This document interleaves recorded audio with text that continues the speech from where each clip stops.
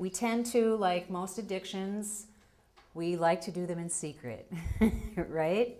So when we do them in public view, we tend to be a little more careful about binging or overdoing. And so for those of us who live alone in particular, it is a challenge to eat, to find eating or it can be a challenge to find eating patterns and put them in place that really support us. Because I don't know about those of you who live by yourself, but I'm terrible about, I go till I go till I'm so hungry I'm shaking, and then I'm just like, what's in the cupboard? And whatever's there is what I eat, and it's not always a good choice.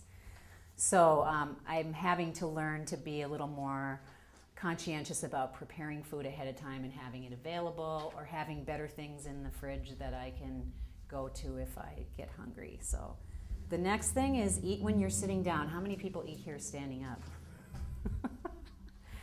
And again, one of the things that does is that it really puts eating into a mobile part of your day, like you're doing.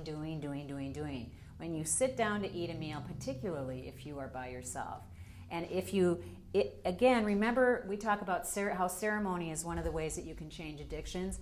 If you sit down and you get yourself a nice cloth napkin and your nice silverware and a beautiful dish and a little flower in a vase, and you take that extra 5 minutes to create a space to sit down and eat at, it changes, energetically it changes the food. It actually raises the vibration of your food when you put it into a structure, a ceremonial structure like that. So, and that's why people for centuries prayed over food, because prayer was creating a space of gratitude, and it raised the vibration of the food. You can eat anything that's out there and change the vibration of it before it goes in your body so that it doesn't hurt you, if you put strong intention and create ceremony around your food. So that's another thing. If you eat unconsciously, and I found this so funny, I don't remember when I wrote this, but as I was packing today, I found this on my desk and I went, oh, that's fabulous. When you eat unconscious foods, you feel unconscious. When you are unconscious when you eat, your food becomes unconscious as well. Foods that make you feel uncomfortable are probably not good for you. So a lot of times when we eat unconsciously, we don't feel the result of the food when it comes into our body. But if we are being conscious about what we're eating, then a lot of times if we're eating something that our body doesn't like, it'll tell us immediately. Like there'll be something going on as soon as that food hits your stomach. And that's a way for us to pay attention and that's the body giving us information. But if we're being unconscious when we eat, and often when we're eating with people and it's about the conversation, the food is really sort of a secondary thing and it gets lost. And so I personally like to eat alone, especially when I'm really hungry, because it tastes so delicious. I'm just like, oh.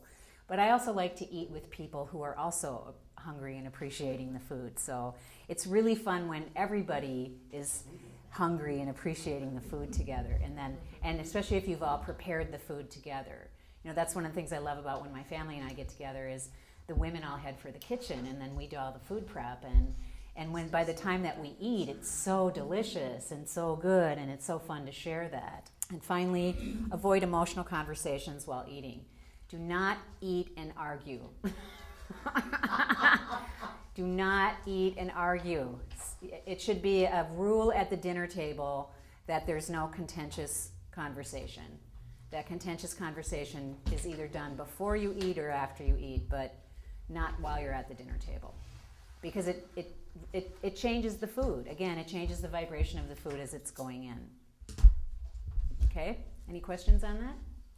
The thing that I find for myself that I've experienced with addictions over the years is that I tend to, my addictions tend to surface when something emotionally is going on in my life that I feel either I have no control over or that I have fear about, or that somehow I don't feel grounded and centered, and I don't feel like I can get grounded and centered. And that's when my addictions come up, is when something is off kilter and it's something that I don't feel that I can personally, that I either personally have the willpower to take on, or that it's outside of me and I can't fix it on my own. And so that for me is usually when the craving comes.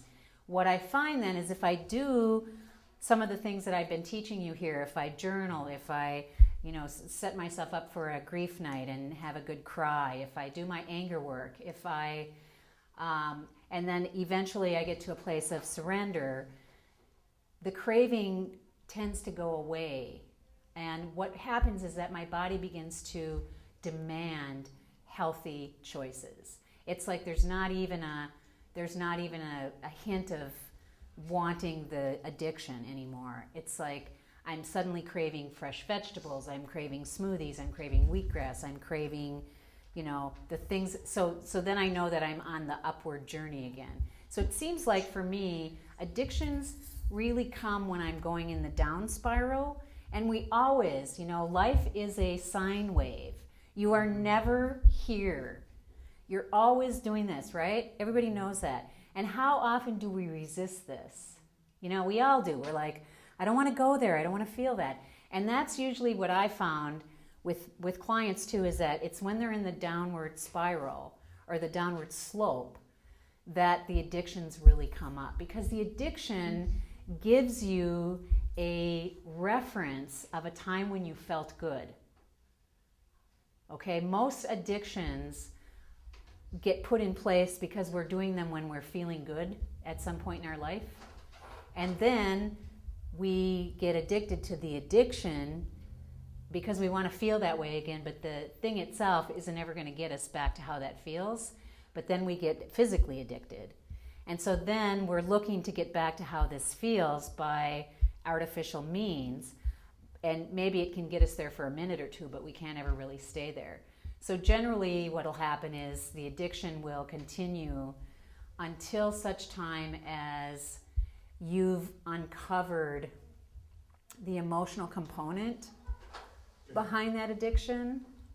And it's not even like a one-on-one. It's not like, why am I craving this thing and looking at that? It's really more of, what's going on in my life? How am I feeling?